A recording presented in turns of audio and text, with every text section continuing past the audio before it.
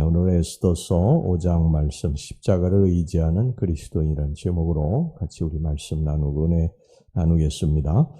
오늘 우리는 본문에서 몇 가지의 깊은 영적인 교훈을 얻을 수가 있습니다. 먼저 1절 보겠습니다. 1절 제3일에 에스더가 왕위 예복을 입고 왕궁 안뜰 곧 어전 맞은편에 서니 왕이 오전에서 전문을 대하여 왕좌에 앉았다가 제3일에 여기서 제3일은 무엇을 가리킵니까? 에스더서 4장에 보면 모르드게가 왕후 에스더에게 하만의 유대인 멸절을 알리고 하나님께서 이때를 위해서 왕후의 위를 세운 것일지 모르니까 나서서 유다 백성들을 구원하라고 그렇게 촉구를 했습니다. 그때 왕후 에스더는 30일 동안이나 왕이 부르지 않았기 때문에 왕을 뵐 길이 없었습니다. 왕이 부르지도 않았는데 가서 왕의 얼굴을 뵙는 것은 법으로 금해 놓았기 때문에 아주 곤란한 지경에 처해 있었습니다. 그러나 에스더는 거기서 주저앉아서 단식하지 않고 죽으면 죽으리라는 각오로 왕께 나아가기로 작정을 합니다. 그리고 그는 먼저 모르드게와 백성들에게 나를 위해서 금식해달라고 부탁을 합니다. 그 내용이 이제 에스더서 4장 14절에서 17절까지 나와 있는데요. 오늘 여기 본문의 1절에 제3일에는 바로 에스더가 모르드게와 백성들에게 자신을 위해서 금식기도 해달라고 부탁한 지 3일이 지난 후에라는 그런 말입니다.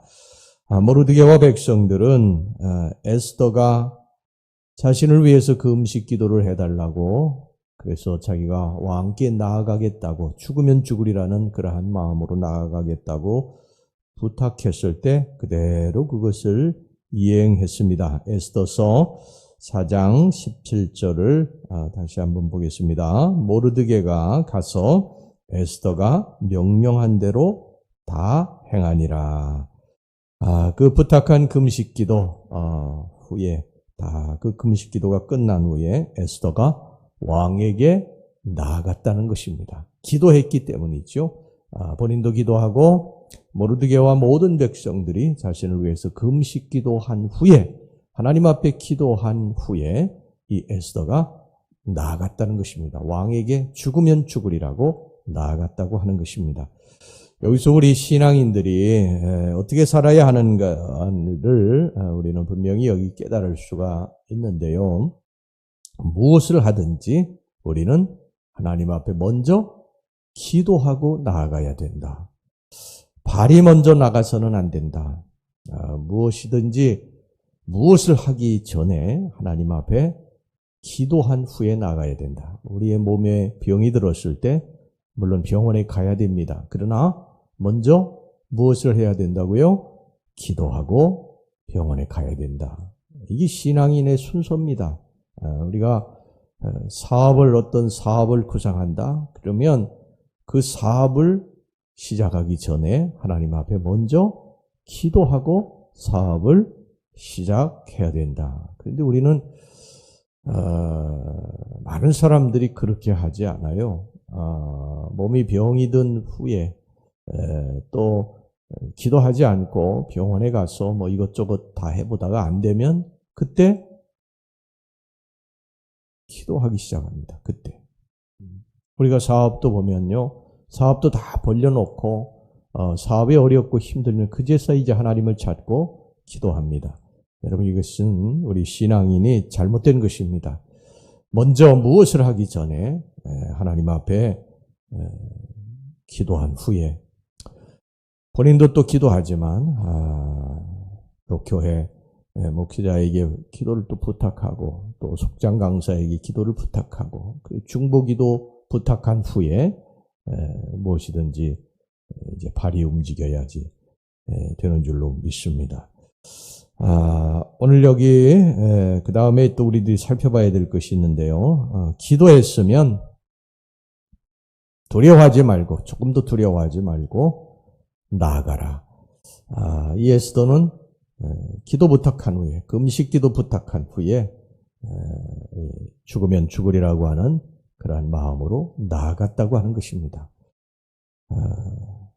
여러분 잘못하면 죽을 수도 있는데 조금도 뭐 거리낌이 없죠. 왜 그렇습니까? 기도했기 때문입니다. 기도했기 때문에 하나님이 살려주실 것을 분명히 믿었기 때문이죠. 하나님이 어떤 방법을 동원하든지 분명히 이 일을 해결하실 것을 믿었기 때문에 이 에스더는 이렇게 담대하게 나아갈 수 있었는 줄로 믿습니다. 여러분 우리가 어떤 문제를 놓고 기도했으면 여러분 담대하게 나아가시기를 바랍니다. 하나님께서 어떤 방법으로 우리들에게 역사하실지를 모르니까 우리는 기도했으면 무엇이든지 하나님을 믿고 이제 나아가는 것입니다. 우리가 기도했다고 하는 것은 뭡니까? 우리들이 가지고 있던 짐을 하나님 앞에 이렇게 이제 드렸다는 것입니다. 내가 가지고 있던 무거운 짐을 이제 하나님 앞에 맡겼다는 거예요. 그러니까 이제는 하나님 책임입니다. 하나님이 책임지실 줄로 믿습니다. 우리가 오늘 기도한 것은, 오늘 여러분들이 새벽에 나오셔서 기도한 것은 이제 하나님 앞에 맡긴 거예요. 그러니까 이제는 하나님 소관이에요. 하나님 소관. 그러니까 하나님이 책임지실 줄로 믿습니다. 두려워하지 마시고 기도했으면 된 줄로 믿고 나아가시기를 바랍니다. 몸의 건강을 위해서 질병을 놓고 하나님 앞에 기도했으면 나은 줄로 믿으시기 바랍니다. 하나님이 책임지실 테니까 나은 줄 믿습니다. 또 뭐 여러 가지 자녀들의 문제든 물질의 문제든 뭐 가정의 문제든 사랑과의 관계의 문제든 하나님께서 다 해결하실 것을 믿고 하나님 앞에 다 이제 맡기고 기도했으면 그렇게 담대하게 나가시기를 주의 이름으로 축원합니다. 그 다음에 여기 영적인 교훈이 또 하나 있는데요. 에스더가 죽으면 죽으리라고 하는 그러한 각오로 왕께 나아갔더니 왕이 에스더를 보고 사랑스러워했다는 것입니다. 사랑스러운 마음을 품었다는 거예요. 사랑스럽게 보이도록 하신 분이 누구십니까? 하나님이십니다. 하나님. 만약에 이 에스더가 왕이 부르지도 않았는데 왕 앞에 나아갔어요. 근데 왕이 그날 심기가 불편해서 이 에스더를 보기가 싫었다. 그러면 에스더는 죽는 거예요. 그런데 이 왕의 마음이 에스더를 볼 때 아주 사랑스러운 마음이 들었다는 거예요. 이걸 누가 하시는 일입니까? 하나님이 하시는 일인 것을 믿으시기 바랍니다. 하나님이 이 아수에로 왕의 마음을 그렇게 움직이신 것입니다. 그래서 이 왕이 금규를 에스더에게 이렇게 내밀게 됩니다. 이 금규를 내밀지 않으면 에스더는 죽는 것입니다. 그런데 사랑스러운 마음이 들어서 금규를 에스더에게 내밀었다는 거예요. 그래서 에스더가 이 금규를 만졌습니다. 2절 말씀 보겠습니다. 2절 말씀. 왕후 에스더가 뜰에 선 것을 본즉 매우 사랑스러움으로 하나님이 그렇게 마음을 아수에로 왕의 마음을 그렇게 바꾸신 것입니다. 손에 잡았던 금규를 그에게 내미니 에스더가 가까이 가서 금규 끝을 만진지라. 그래서 이 에스더는 금규를 만지고 살게 된 것입니다. 이거를 내밀지 않으면 아까도 말씀드렸습니다만 에스더는 그 자리에서 죽음을 면치 못하게 되는데 금규를 내밀고 그 금규를 끝에 손을 댔다는 거예요. 그러니까 이 에스더가 살게 된 것입니다. 여러분 여기에 깊은 영적인 뜻이 숨어 있는데요. 우리가 하나님 앞에 나아가는 것도 역시 마찬가지입니다. 우리는 자격이 없는 자예요. 죄가 많은 자고 허물이 많은 자들입니다. 하나님 앞에, 하나님의 존전 앞에 나아갈 수가 없어요. 그래서 구약에 보면 우리 죄인들은 하나님의 낯을 배울 수가 없었어요. 만약에 하나님의 얼굴을 배우면요, 그 자리에서 죽음을 면치 못했습니다. 그런데 이것이 신약으로 넘어오면서 가능케 됐어요. 어떻게 가능케 됐습니까? 예수 그리스도를 통해서 우리는 하나님의 낯을 뵐 수가 있게 된 것입니다. 하나님의 전전 앞에 나아갈 수 있게 됐는 줄로 믿습니다. 바로 금규가 예수 그리스도를 상징하는 것입니다. 우리는 예수 그리스도를 붙잡고 하나님께로 갈 수 있는 새롭고 산 길이 우리들 앞에 열려지게 됐는 줄로 믿습니다. 에스더가 금규를 잡고 생명을 건졌듯이 우리는 예수 그리스도를 붙잡고 생명을 얻게 된 것입니다. 당시에 이제 왕이 금규를 내민 것을요, 잡은 사람의 생명은 누구도 해할 수가 없었습니다. 누구도 해할 수가 없었어요. 마찬가지입니다. 우리는 죽은 인생이지만 예수 그리스도를 붙잡고 새로운 생명을 얻었기 때문에 여러분, 우리는 누구도 우리를 해할 수 없는 줄 믿으시기를 바랍니다. 오늘날 우리는 예수로 말미암아 살게 됐고 예수로 말미암아 축복을 받게 됐습니다. 오늘 여기 본문에 보면요, 에스더가 왕 앞에 나아갔는데 왕이 에스더를 바라보니 너무너무 사랑스러워 보이는 거예요.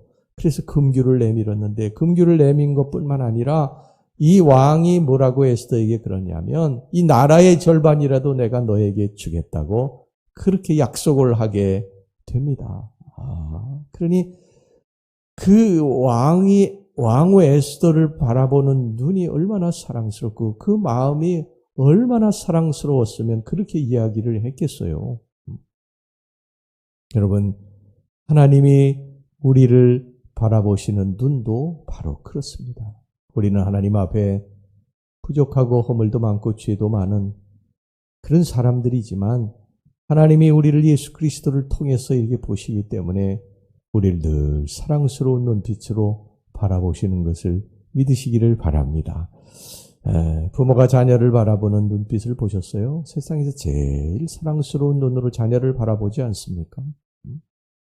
세상에서 제일 객관적으로 이렇게 다른 사람들이 보면 뭐 그렇게 예쁘고 뭐 그런 거 아닌데 그냥 그렇게 사랑스러운 눈빛으로 세상에서 제일 사랑스러운 눈빛으로 자기 자식을 자기의 손주들을 바라본다 그 말이에요. 그 왜 그렇습니까? 내 자식이기 때문에 내 핏줄이기 때문에 그렇게 바라보는 거예요. 누가 어떻게 그렇게 바라보든 상관없어. 그거는 내 자식이기 때문에 내 손주이기 때문에 그렇게 바라보는 거예요.